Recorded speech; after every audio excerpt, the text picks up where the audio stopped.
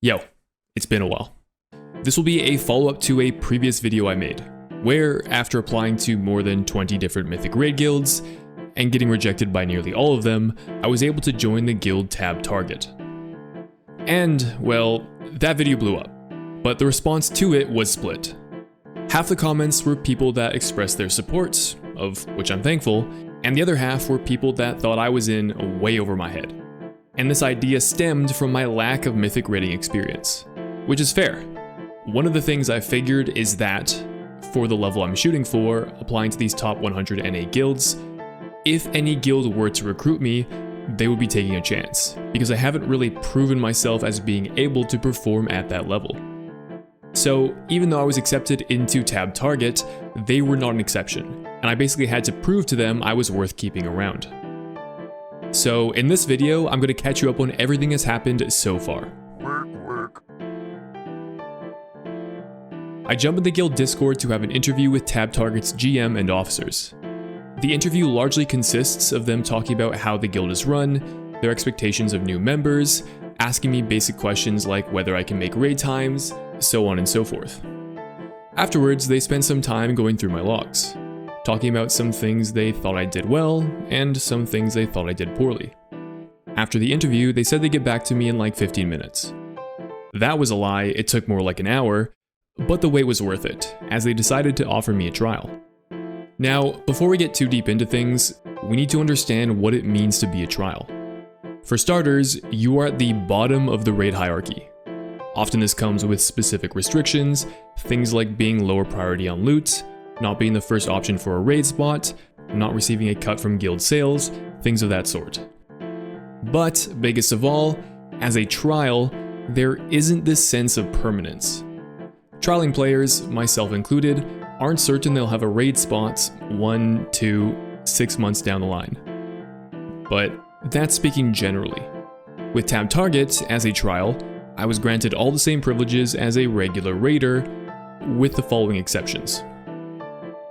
For the first week I was in the guild, I would not receive a cut of guild sales. And that was it. There was some discussion of loot being proud to players that would be in for progression, however that didn't exclude trials. So if leadership were to decide they wanted to bring in some trial for a specific fight, they would try to gear that player accordingly. That sounded fine to me, and so my trial began. With two conditions. The first was that my trial would last until we reached a mid-tier progression boss in the War Within, at which point I assumed I would either pass or fail my trial. The second condition was that my trial would be split into two parts, 40% performance and 60% social, where performance refers to my ability to press my buttons and not die to mechanics, and social refers to my ability to fit in. So, as much as I had to show I was capable of raiding at a top 100 US level, it was just as, if not more important, I got along well with my new guildmates. Now, when I accepted my trial, we were nearing the end of Season 4 and Fated Amirdrasil was fully on farm. Because of this, the performance part of things wasn't very impactful. As long as I wasn't regularly wiping the raid, the performance part of my trial wouldn't really kick in until the new raid in the War Within. So, immediately after joining, I tried making progress with the social. Let me make something clear. I can record videos and stream no problem. But when I'm placed in a Discord call with 10 people I don't know, I'm not very social. So early on, while I would try to spend as much time as I could in the guild Discord, I kinda just lurked. Now, I should preface this by saying, the prospect of joining a new guild isn't a new thing. I joined several different guilds back when I played Classic, so I've gone through the process of not really knowing people to, over time, growing more comfortable and feeling like a part of that community. However, something unique to this guild, and what really smoothed out this process for me, was the guild's reception to me joining. It was so overwhelmingly positive. There were several people from the guild I had never spoken to before, reach out to and DM me individually about all kinds of things. They showed a genuine interest in me as a person, and this had a huge impact on me. I had left my previous guild and a lot of my really good friends behind to try and pursue my interest of playing a more competitive version of raiding. And even though I made the decision I did, I had my doubts. So Tab Target welcoming me in the way they did made me feel a lot more comfortable and at ease. Now, I'll return to the social part of things a bit later, but I want to talk about some stuff that stood out after my first few weeks in the guild, of which there were 3 notable things. Firstly, I did not realize how bad my computer's performance was until I joined Tab Target. Specifically, failing to have the game run smoothly in a raid environment. My first few raids with Tab were during Fated Amirdrasil, and I would have some atrocious FPS issues that I did not know how to address. And at first, I was nervous to bring it up, thinking if they found out I was having these problems, they might look for someone else. But eventually I realized and came to terms with the fact that if I wanted to play at this level, this was something I had to address, and so I brought it up. Well, turns out I got kicked. I'm kidding. That would be crazy anticlimactic, and I definitely would not have made the video in that case. Instead, an immense amount of computer literacy was shoved down my throat. Which makes sense. Most of the people in Tab Target have been playing for many years at a high level, and have accumulated an exhaustive list of ways to improve performance. And this information would turn out to make a world of difference. I'll avoid going into too much detail as it's not that interesting, but I would see an immediate increase in raid FPS and less frequent stuttering. Secondly, I had never seen a more detailed rating spreadsheet until I saw what this guild used. For example, during their Fyrak prog, every player's offensive and defensive cooldowns were mapped out at specific timings. Seeing that really opened my eyes to the levels of preparation they put in, and by extension, what would be expected of us for progression. Thirdly, and the last point, is that there were a lot of trials. I think at the time I joined, there were maybe 6 other trialing players, and that number would climb up to around 10 as we neared the expansion release date. And this is with there already being like 20 rostered raiders. When I saw this, it was disheartening. I mean, you can only bring 20 people to a mythic raid, so if there's 10 plus trials competing for seemingly 0 raid spots, it doesn't look promising. But I get it. I think it's analogous to how airlines overbook flights to maximize profit. The assumption being made is that when fully booked, some number of passengers won't show up. And if the airline doesn't fill those remaining seats, they miss out on the potential earnings they could have made had they filled them with paying customers. So by overbooking, they can, at least partially, fill those remaining seats. The downside, however, is if every paying customer shows up, there aren't enough seats available. By analogy, heading into a new raid tier, and especially a new expansion, it's probably normal for guilds to balloon their roster size to 30-something players, even though Mythic Raid only allows 20. This grants the guild the ability to achieve their goal of progressing the raid by replacing people that don't show up, dropping underperforming players, or whatever the reason may be. And it's at the expense of those that the guild deems are the least helpful to that end. So in this case, the airline is the guild, their profit is raid progress, all first and business class seats are filled by the officers and core raiders, where the trials are assigned to the overbooked economy class. And guaranteeing your seat on this airline is determined by your ability to skillfully execute your role as a passenger. You better pay attention to the pre-flight safety briefing, and you need to get along with the other passengers. So, with that long-winded analogy, being one of the overbooked passengers doesn't feel great. However, I resolved myself to doing whatever I could to prove I can be a valuable member on the team. The reason I'm here in the first place was because I wanted to join a more competitive raid team, and here I am with an opportunity to see that through, regardless of how unlikely it may seem to be. One of the questions asked during my onboarding interview was whether or not I had bought early access for The War Within.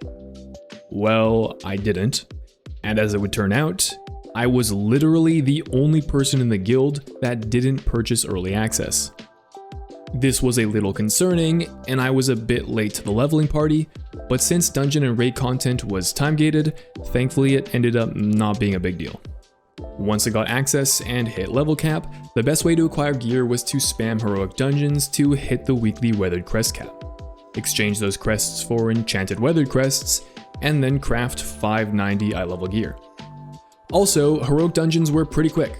After a few hours of dungeoning, you would hit weathered crest cap for the week, and outside of that, I mean, you could grind renown, but that level of effort was not required.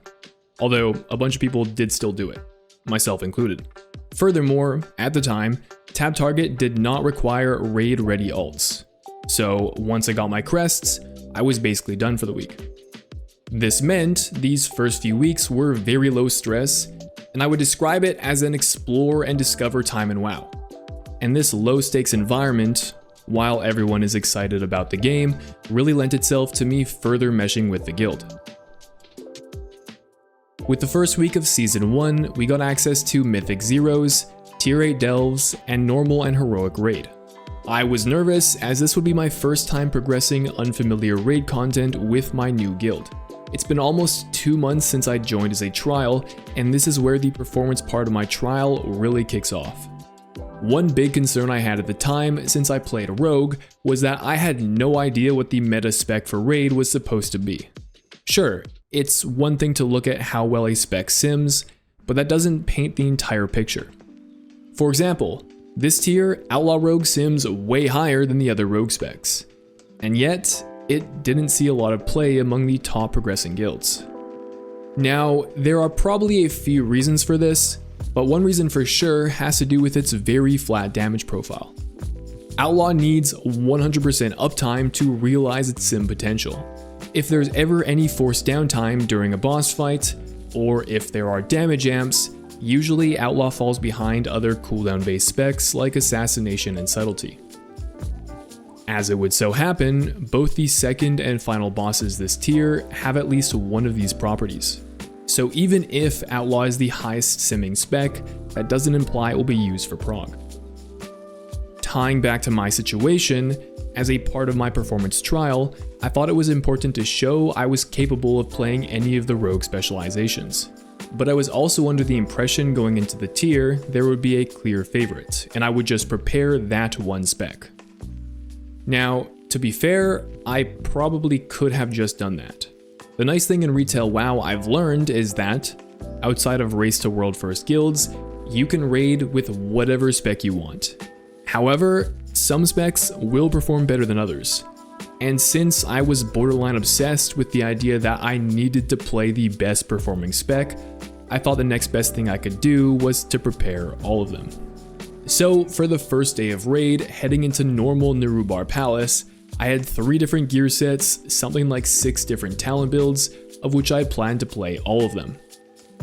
But that did not go very well. I ended up playing sub for most fights, but I swapped to Assassination for Rashinan with the extended execute phase, and then Outlaw for Brute Twister with all the ads. Unfortunately on Rashinan, I forgot to apply my Deathstalker's mark on pull, so I played without my hero talents for half the fight. And then my Outlaw gear wasn't put together very well, and was also probably my least practiced of the 3 specs, so I don't think I put out a lot of damage. However, since the raid was set to normal, my and everyone else's damage really didn't matter, as we rolled through the fights regardless. What was more important was trying to soak up as much information as possible about the mechanics in the raid to immediately prepare for Heroic. We full cleared normal plus Heroic Ulgrax the first day, and came back the following day where I get my first real taste of progression. Heroic Silken Court would take us 12 pulls to get down, and then Heroic Queen Ansarek would take us 42 pulls.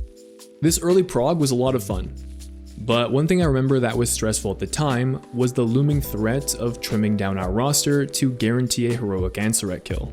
This was because, in Heroic Raid, you can bring anywhere from 10 to 30 players. To accommodate all the trialing players, our roster was well over 20.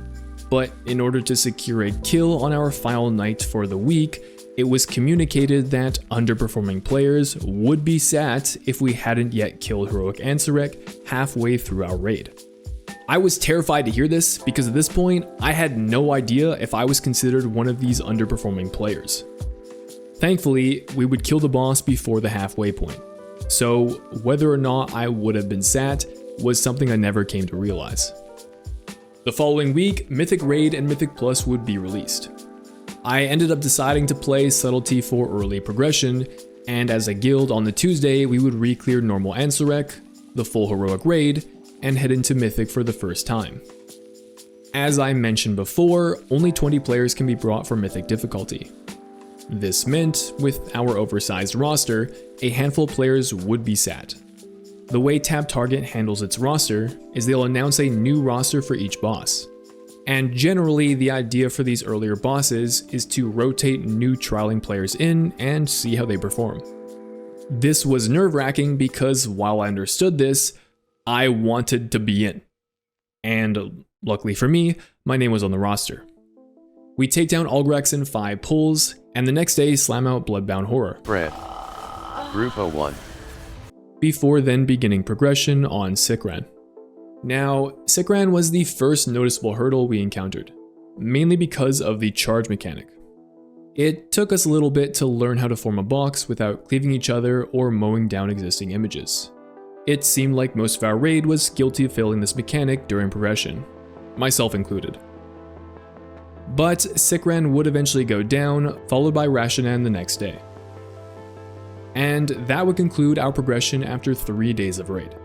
We still had one final raid day to go, which we would spend on Brood Twister, and this would be a major wall for us, as it was for a lot of guilds. But before that, I want to talk a little more about our schedule. Tab Target is a 4-day raid guild for the first 4 weeks of progression, after which point we drop to a 3-day schedule.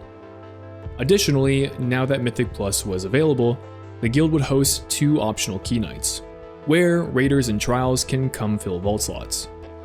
Filling out our Mythic Plus vault with at least 2 boxes was one of the expectations of players during progression.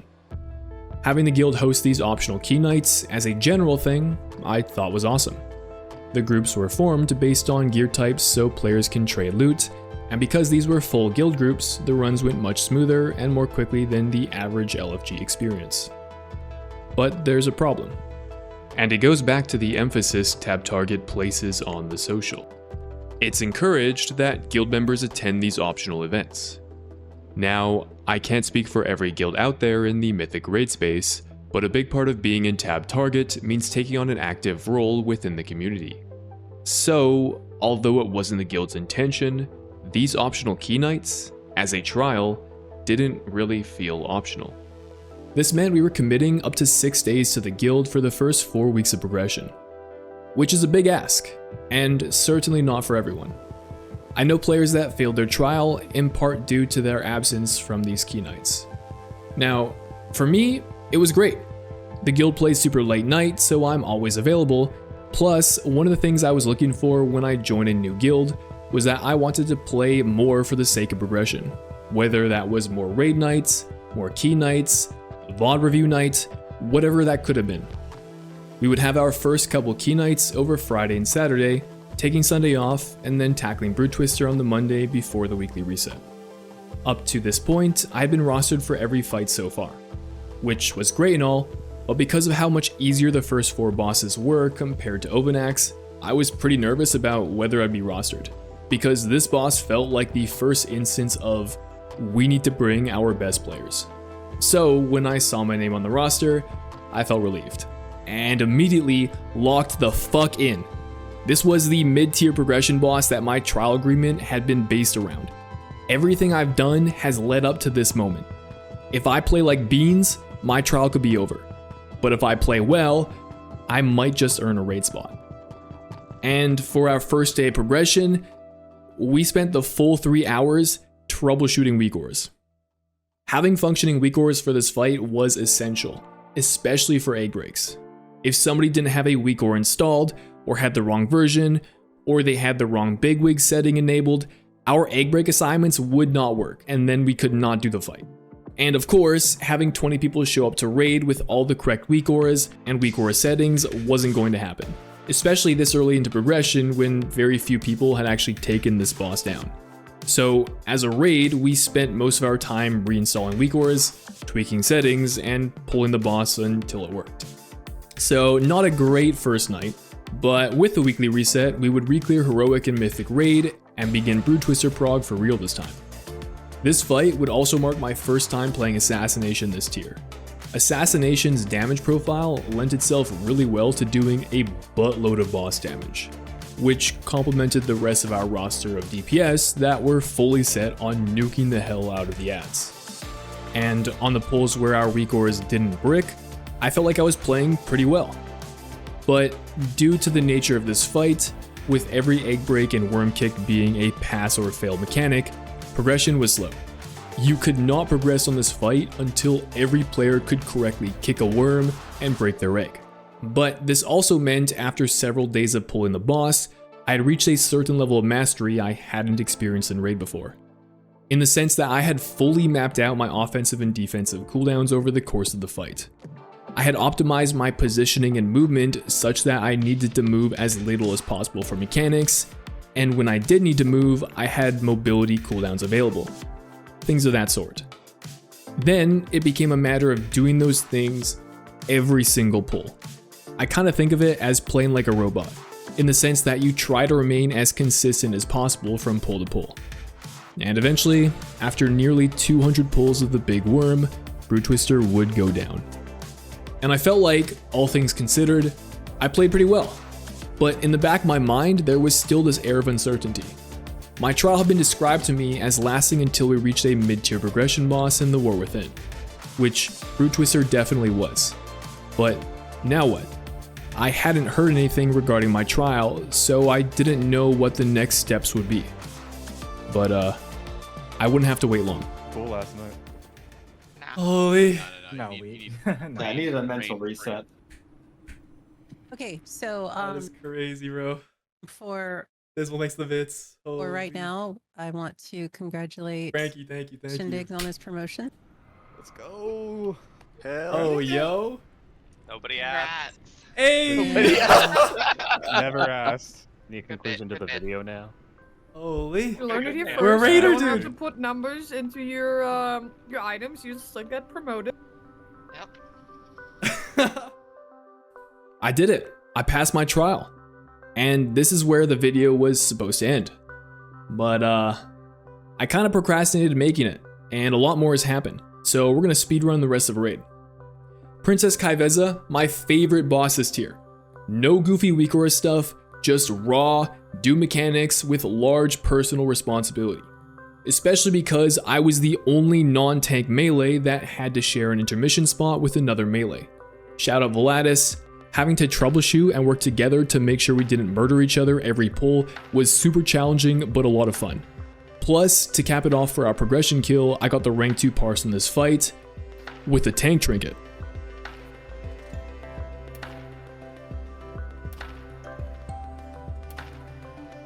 Silken Court, on the other hand, was much less enjoyable. Another weakor boss, as we spent way too many pulls trying to figure out why our Dispel weakor wasn't working. Also, the nature of having to play around 2 teams of people that instantly die as soon as they touch circles of the opposite colored person was super obnoxious and resulted in a 70-page PowerPoint presentation of precise movement we had to execute to kill this boss.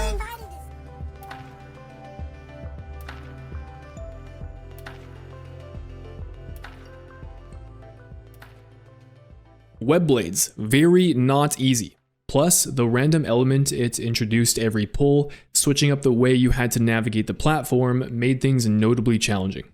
Also, popping the circle was not fun. I swear the hitbox on this little green shit is the most inconsistent thing I have ever had to deal with. Phase 2 was fine.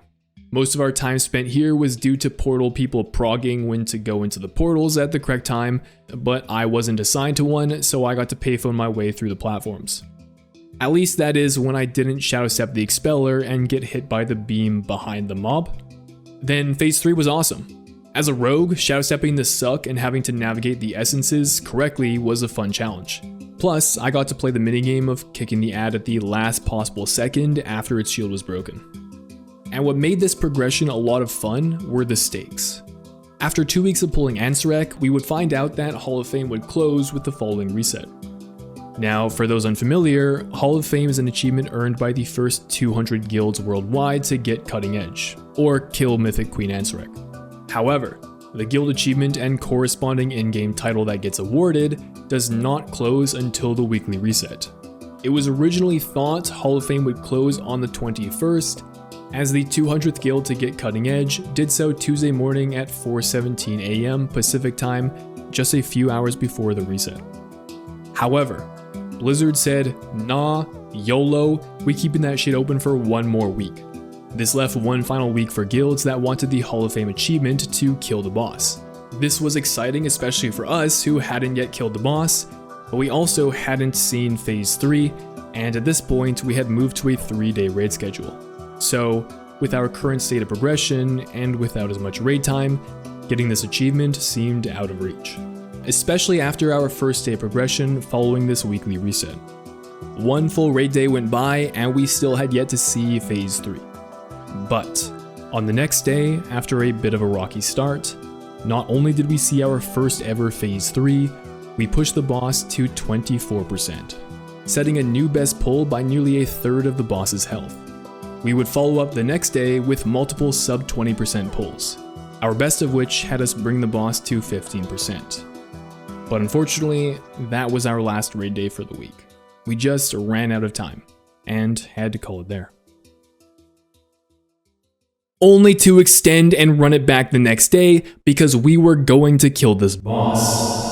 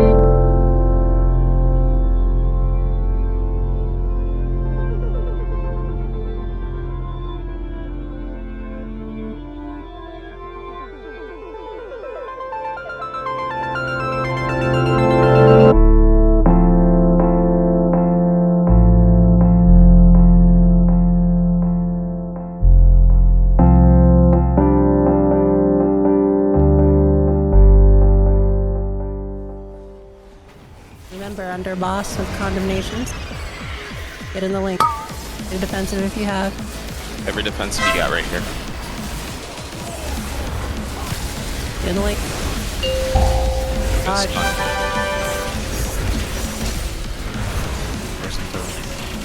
Get someone up. We can kill. Kick foreheads. Kick if you can. Kick. And kill. Every other This way. defensive. Get portals away. Get portals Pot away. if you need. Whatever you can to live. Get the portals away. Dodge, ball, and kill. Kill. Come on, come on! Let's kill this fucking spider! Oh my god. Let's go, man! Holy shit! And that is how I met your mother. Wrong line. That's how I managed to pass my trial and join a Hall of Fame raid guild. Now, before I end the video, I was able to speak with our guild's leadership and share some stats to put things into perspective. Of all applications that are submitted to Tab Target, applying for a raid spot, about 1 in every 10 are granted a trial. Of those trialing players, maybe 15% end up passing their trial. Or, for reference, during my stint as a trial, and encompassing all of Nirubar Palace progression, only 3 out of 16 trialing players, myself included, passed their trial. Put together, about 2% of all applicants are promoted to a core raider spot. Now, I'm not sharing this information to dissuade people from applying to Tab Target or whatever guild you aspire to join, but I think it puts into perspective the amount of filtering that goes into finding the right fit. Not just for Tab, but for a lot of guilds out in the Mythic raiding space. While this breakdown of applicants granted trials and then trials promoted to raiders may vary for different guilds, when I look back on when I had applied to more than 20 guilds and how only one of those guilds even agreed to offer me a trial, it does showcase just how exclusive high-level Mythic raiding can be. Or, better put, how exclusive it is as someone without high-level Mythic raid experience that wants to be a part of that scene. In the words of our GM and raid leader, when I applied to Tab Target, I was this happy, starry-eyed kid with a below-average retail rating resume. But I had a background of rating at a high level in Classic, and while they certainly weren't confident, they ultimately decided it was worth seeing whether my ability in Classic could translate to retail. So I'm happy to sit here today and say I was able to show that. Thank you for watching. If you enjoyed, consider subscribing. It's free to do so, and the support means a lot. I also stream almost every day over at twitch.tv/shindigwow, where I'm usually pushing Mythic keys or raiding. But that's it. See ya.